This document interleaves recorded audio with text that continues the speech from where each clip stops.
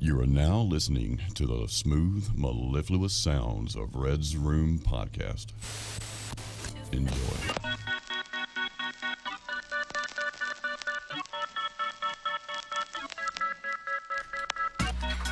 Welcome to episode number 31 of the Red's Room Podcast. I'm your host, Red. And I'm your co-host, Jake. And today we are talking about the Epic of Gilgamesh. Fuck yeah, we are. And boy, is it freaking epic. Okay? As always, our references are in the episode description. Check them out. If you care. Yeah.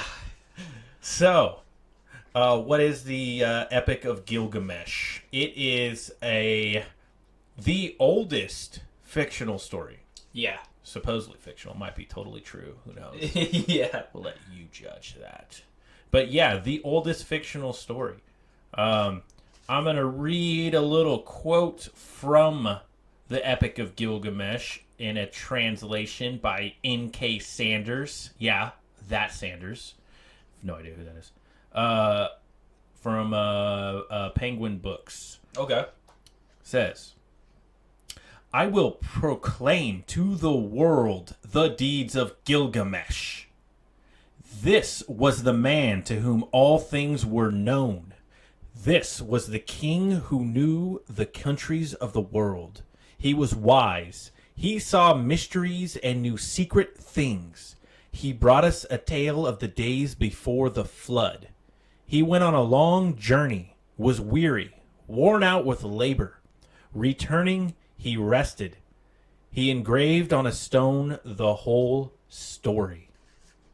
And that is how we get the tablet of Gilgamesh. Mm-hmm. Thought that was a cool quote. No, yeah. Start with it. It is a cool quote, and you're going to get into it here, but we have another instance of Sumerian tablets here. Yes. And it seems like in the past couple we've done a little bit maybe with the stoned ape and then a good amount with the mushroom and the cross, that Sumer is just, they were super OP and super ahead of their time. Me and Red were talking about this earlier. Yeah. It was the spot. It's the oldest known human civilization. Yeah. Me and Jake think there might be some older ones. Yeah. We just haven't found them yet. Mm-hmm. But it's the oldest one on record. The first written language. Yeah, and in Sumerian, and in the first written language, we find this tablet of Gilgamesh. And it is big shout out to whatever fucking historian, archaeologist, this group of people that pieced this together, because I would assume that this was a huge pain in the ass, you know? Yeah, we're gonna get into some details on that. Mm-hmm. Let me read that since we're talking about it. Okay, let's do it. Because I think I have that here in the first couple I was paragraphs. probably getting a little ahead of myself there, but... No, all good. Some foreshadowing. Foreshadowing. Gilgamesh is the semi-mythic king of Uruk, best known as the hero of the Epic of Gilgamesh. That was about 2150 to 1400 BCE. The great Babylonian poem that predates Homer's Iliad and the Odyssey by 1500 years, and therefore stands as the oldest piece of epic world literature. Mm-hmm. Gilgamesh features in several Sumerian poems, but is world famous from the Mesopotamian epic. Historical evidence for Gilgamesh's existence is found in inscriptions crediting him with the building of the Great Walls of Uruk, modern-day Warka, Iraq. Okay. Which is the story, are the tablets upon which he first records his quest for the meaning of life. He is also referenced in the Sumerian king list, 2100 BCE, and is mentioned by known historical figures of his time, such as King... bear with me. We're going to try our best here. Eben Beregezi of Kish. I think you nailed it. 2700 BCE. Besides the legends which grew up around his reign.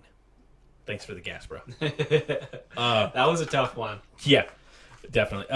The most complete text of the Gilgamesh epic is on 12 incomplete Akkadian language tablets found in the mid-19th century by the Turkish Assyriologist Hormuzd Razam at Nineveh in the library of the Assyrian king Ashurbanipal, Okay.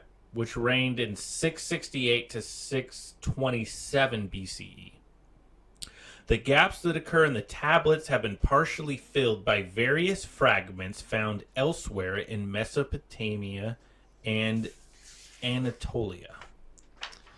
One thing I feel like I had to clear up, because I feel like there's definitely some listeners that don't know what the fuck Mesopotamia is. I Yeah. was one of them. Yeah. Mesopotamia is a historical region of West Asia situated within the Tigris-Euphrates river system. And today, Mesopotamia is known as present-day Iraq. So just to clear things up for y'all, that's where kind of the area we're looking at here. Here's a side note for you guys. I'm pretty sure... I didn't research this one, but I'm pretty sure when Saddam Hussein was in power, he was rebuilding the walls in these ancient cities. Oh my god. Yeah, that's kind of insane. Holy fuck, dude. Who knows what other treasures have been blown up in that place? Dude, what has been blown up and what still hasn't been found? There's got to be some like buried treasure in that fucking area. I am sure of it. We need to get I don't know how far LiDAR can go down, but we need to get some type of aerial scan over that area and find whatever the fuck cool shit is still in there. That would be awesome. Mm-hmm. If only human beings could just work together, and we can just dig into these amazing historical, our ancestors, our lineage. The legends, I want to know what's down there. Like I've kind of said before, though, with like CIA classified shit and like redacted shit, like if they do like bury up a bunch of cool shit, we ain't gonna see it. Oh, dude, that reminds me. I saw a TikTok short of that they found Gilgamesh's body there, and it was like 7 feet tall. I mean, it's one of those TikToks that looked totally real, but who knows? Yeah, I want to believe. It reminds me of like cool.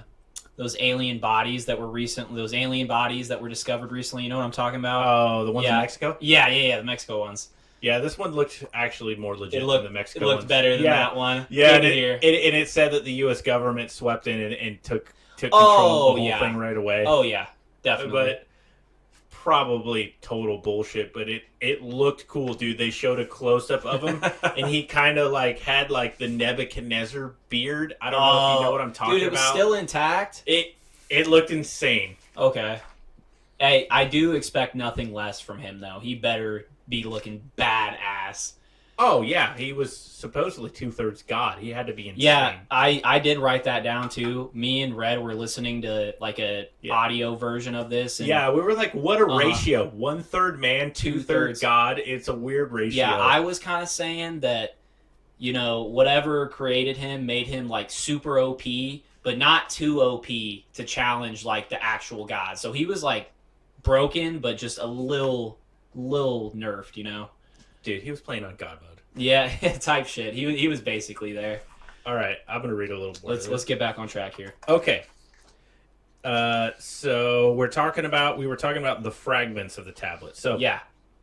In addition, 5 short poems in the Sumerian language are known from tablets that were written during the first half of the 2nd millennium BCE.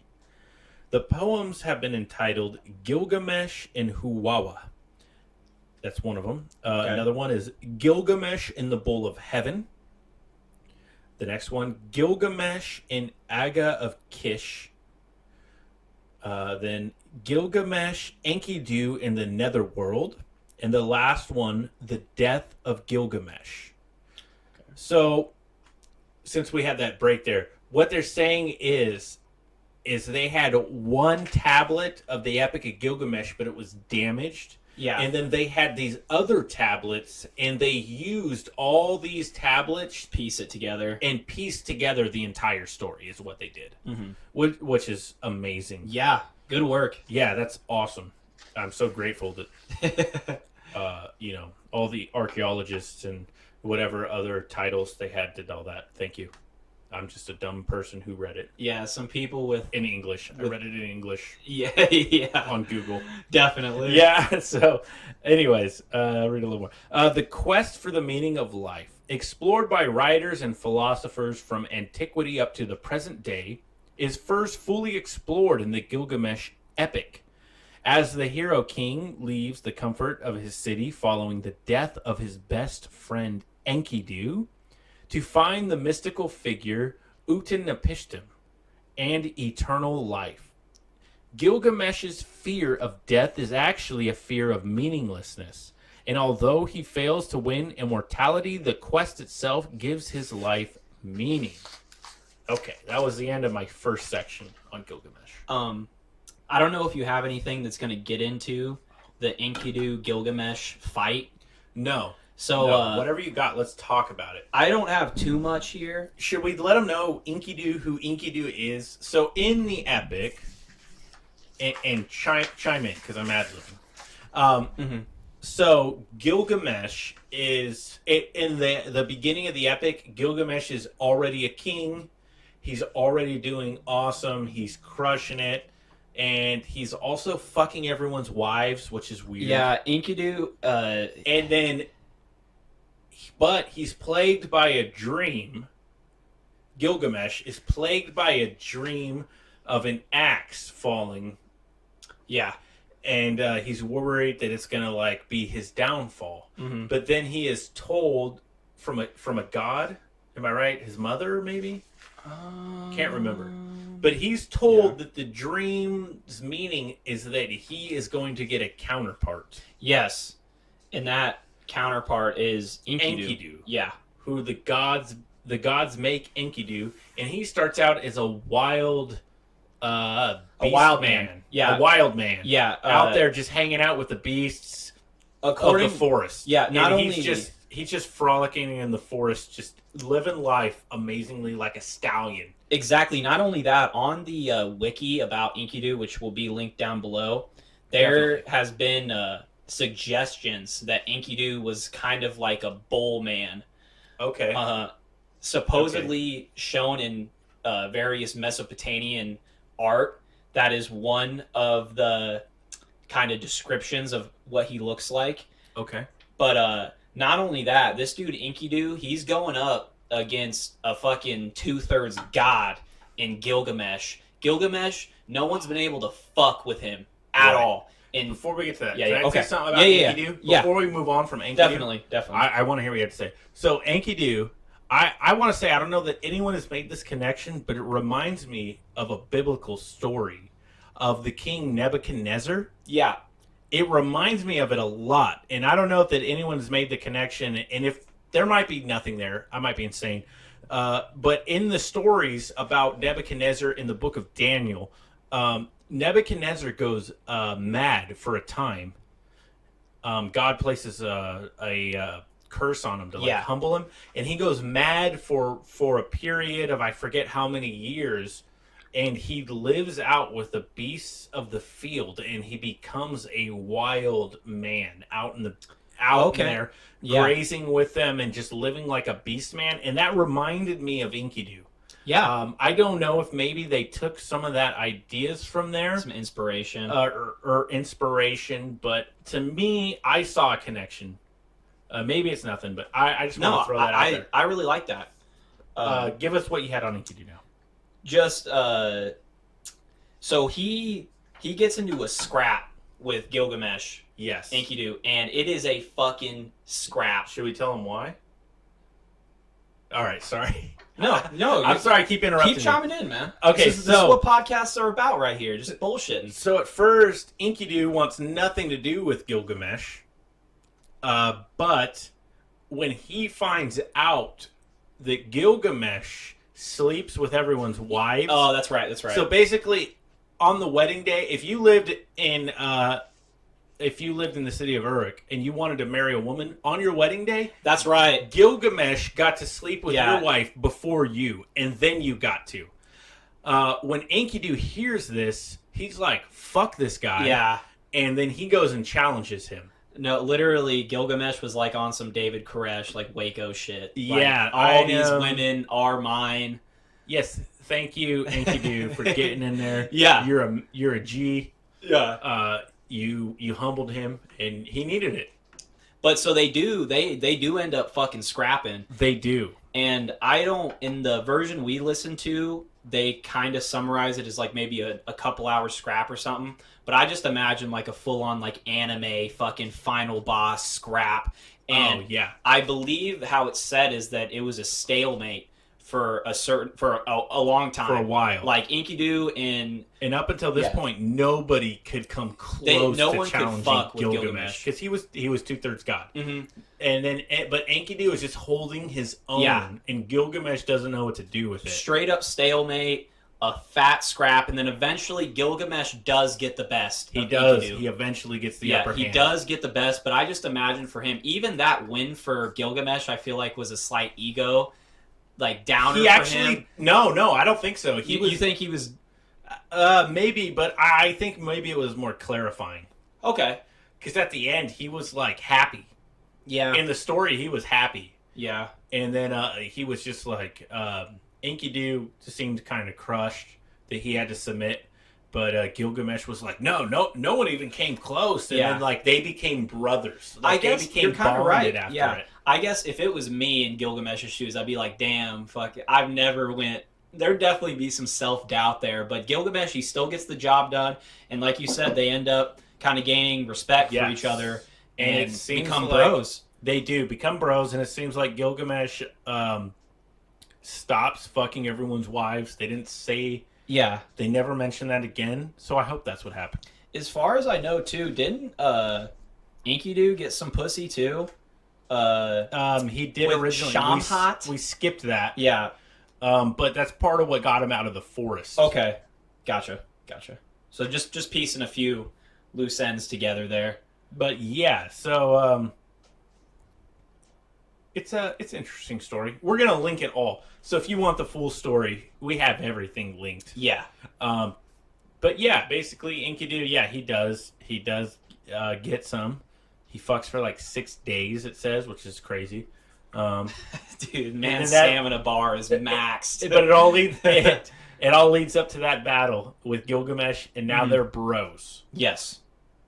And then they go on a epic journey. They slay the giant Humbaba. Yeah, Humbaba the Terrible. Ooh, that's a good title. At least that's what it said on Wiki. Yeah, Humbaba the Terrible in the cedar forest. Yeah, and they wanted to cut down the sacred cedar. I don't know if any of y'all have played like Elden Ring or anything, but I got Erd Tree vibes. The Erd Tree. They wanted to cut the Erd Tree down. Literally. The sacred cedar. Mm-hmm. That's insane. I didn't get that. That's a cool detail. Yeah, not just that. The after that happens, the goddess Ishtar sends the bowl of heaven. Hold on, before you get to that. Oh, okay. I just wanted to say, as a note to everyone who might not understand, So after they strike down Humbaba in the cedar forest, they took a bunch of cedars back to where they were from. Okay. And where they lived, if you know anything about Iraq, you know it's like a desert, basically. Yeah, very deserty. Having cedar wood was extremely valuable. So when they brought back all those cedars, they were heroes for that on top of killing the giants. Mm-hmm. So a double win for them. Yeah. Okay, now you were correct. Let's go into... Oh, you're good. So their next... That was only the first part of their epic. Now, go for it, bro. So the goddess Ishtar sends the bowl of heaven, basically a mythical just beast, to punish Gilgamesh. You got why? Oh, yeah. For spurning her advances. Yeah, he would not lay with her. Yeah, and she's butthurt about that. Gilgamesh and Enkidu kill the bowl of heaven, after which the gods decide to sentence Enkidu to death and kill him. That's Enkidu. Enkidu. My bad. Enkidu. It sounds Japanese. Enkidu. Yeah, your samurai side. So yeah, Gilgamesh wouldn't sleep with her. She sends the bowl of heaven. Mm-hmm. And then I imagine like the constellation like sucking together and coming to life. Yeah. And then dropping down, because they talk about the constellation of the bowl. Okay. Yeah, they do in the story. So yeah. And then that's kind of where we got to where you were talking about in the next part of the epic. I haven't talked about this part yet. Well, you were talking about Gilgamesh's strive for eternal life. You kind of... Oh, I did mention that. Yeah, that but was... They battle the bull of heaven. Mm-hmm. What do you got on the... Is that all you got? Yeah, that's all. The fucking Ishtar steps in. Fucking, they sentence Enkidu to death. And that is a wrap for him. Okay. Unfortunately. So to cut it up a little closer, basically Enkidu ends up dying. Mm-hmm. And Gilgamesh, that spurns Gilgamesh to start searching for eternal life. Yes. Exactly. Because he starts thinking of his own mortality with his friend dying, which he was very upset over. Mm-hmm. And that leads him to find a man. Yes. Let me try to read this thing. Napashtim?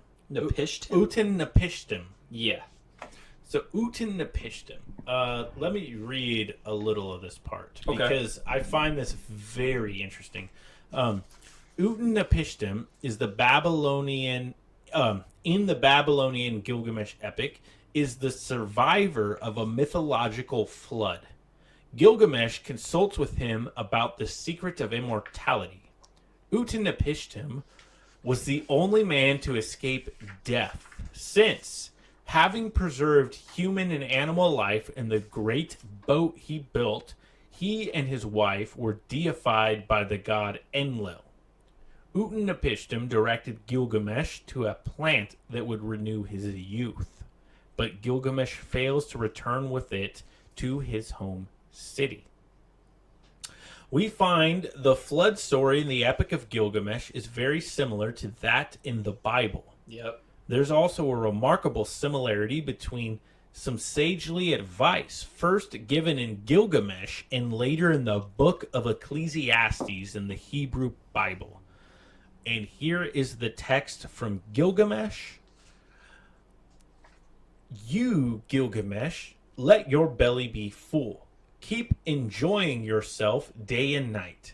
Every day make merry, dance and play day and night. Let your clothes be clean. Let your head be washed. May you be bathed in water. Gaze on the little one who holds your hand. Let a wife enjoy your repeated embrace. Such is the destiny of mortal man. Now, here is it in Ecclesiastes 9, 7 through 9. Go, eat your bread with enjoyment, and drink your wine with a merry heart. For God has long ago approved what you do. Let your garments always be white. Do not let oil be lacking on your head. Enjoy life with the wife whom you love, all the days of your vain life that are given you under the sun, because that is your portion in life and in your toil at which you toil under the sun. So we find the meaning of what they're saying there remarkably similar. Mm-hmm. And we That was find pretty dense. Yeah, no, dude, that was Definitely. insane. And we find that in Gilgamesh, them talking about a flood story is very similar to them talking about a flood story in the Bible, which it was written in the Gilgamesh epic long before it was written in the Bible.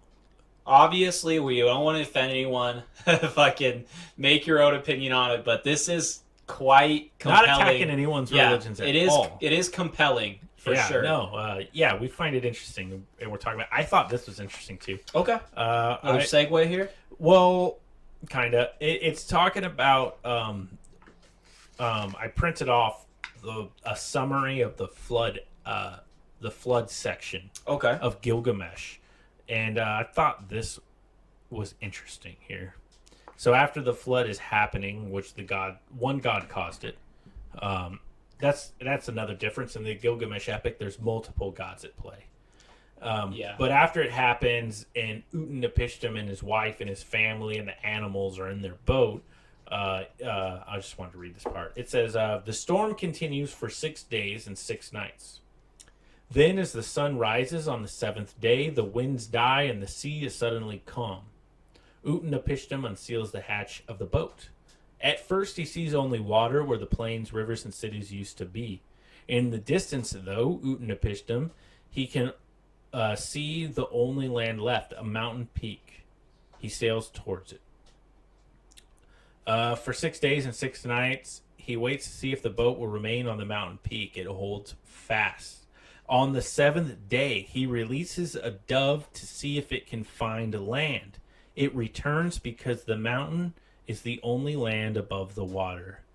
Later, he releases a swallow. It can find no land or food and returns to the boat.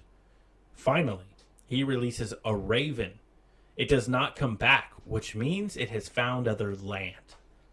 So I found that interesting. Yeah. Because I found the 6 days and 6 nights interesting, and then the different birds interesting. It's so similar to the Noah story. Definitely.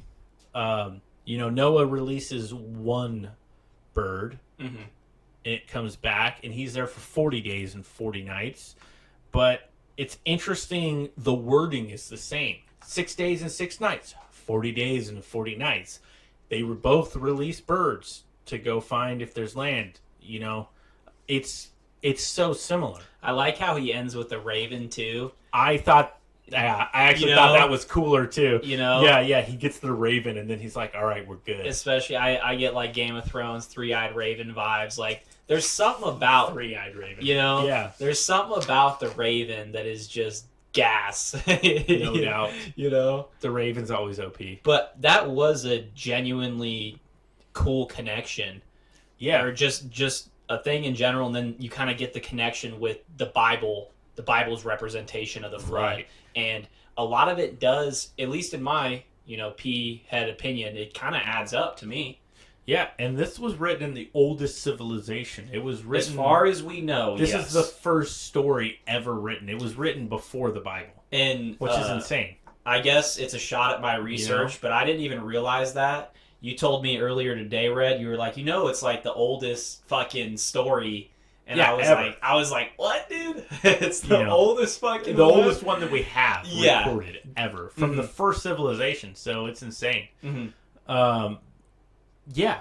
And another interesting thing is every civilization across the globe has a story of a flood.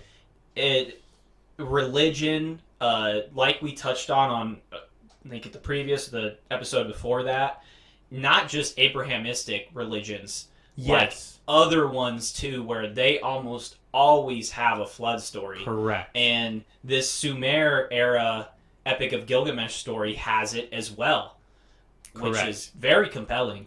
It's just interesting how all of them talk about it. Mm-hmm. Makes you think maybe it happened. Yeah. Who knows? I'm not here to say or to judge anyone on what they believe or think. I just like talking about it.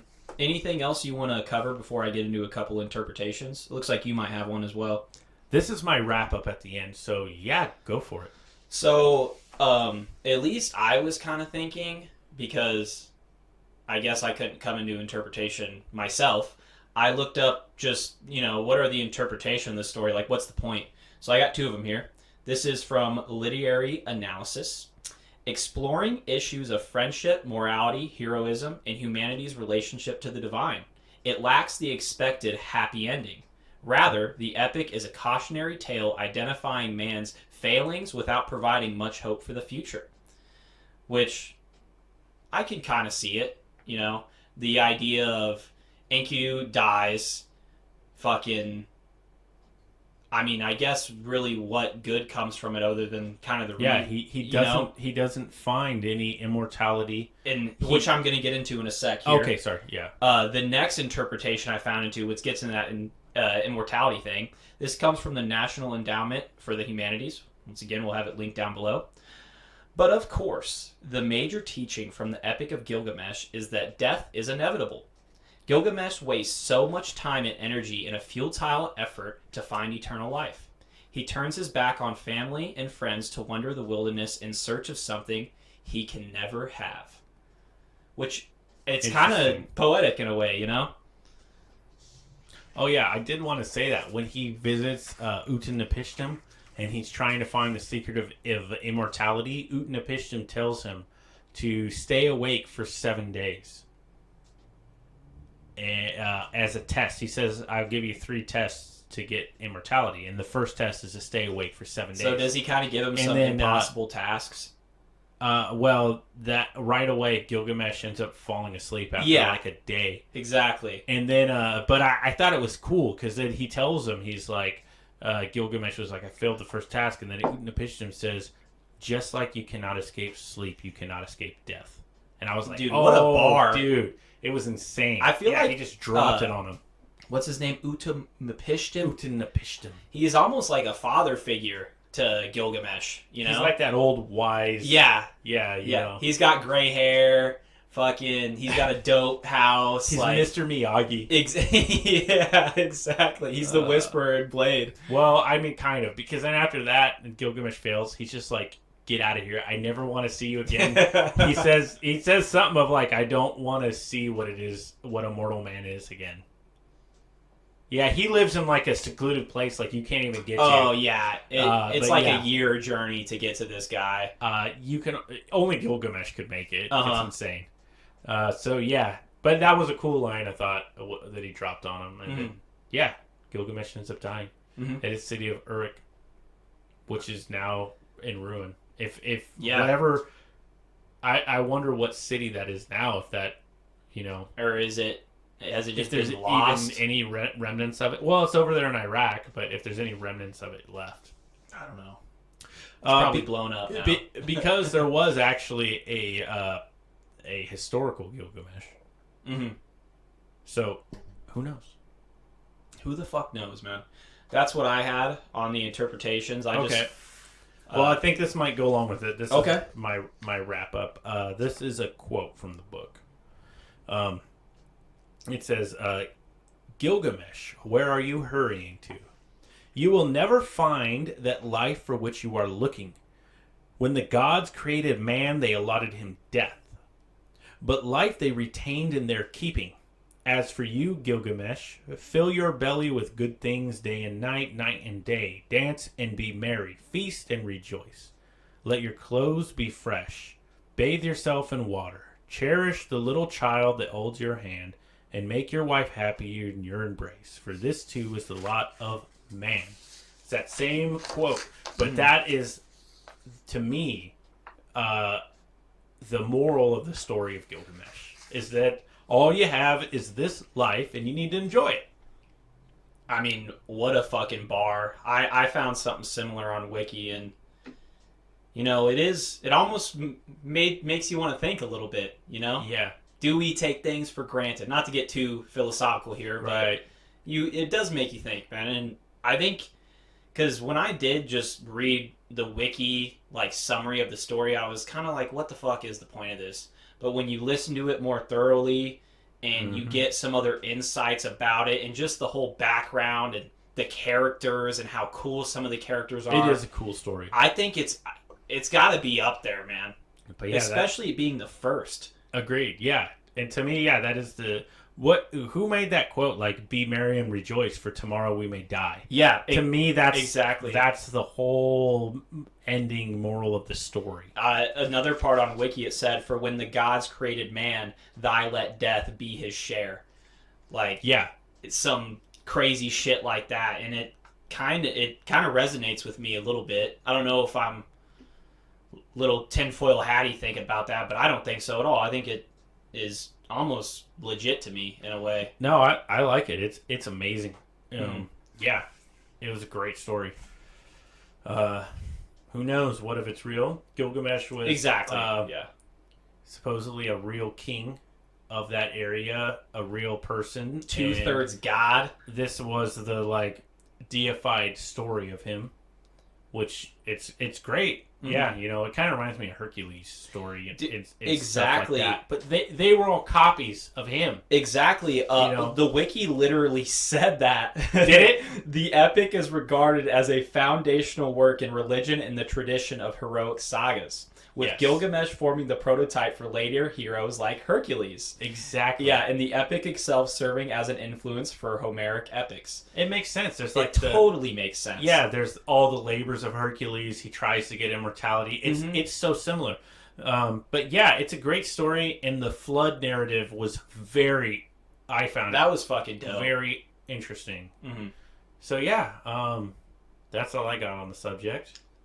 I think I'm pretty much tapped as well. I hope you all enjoyed the episode. Yeah, drop us a comment. Let us know what you think. We appreciate it. So until next time, I'm Red. This is Jake. Thanks for listening. See ya.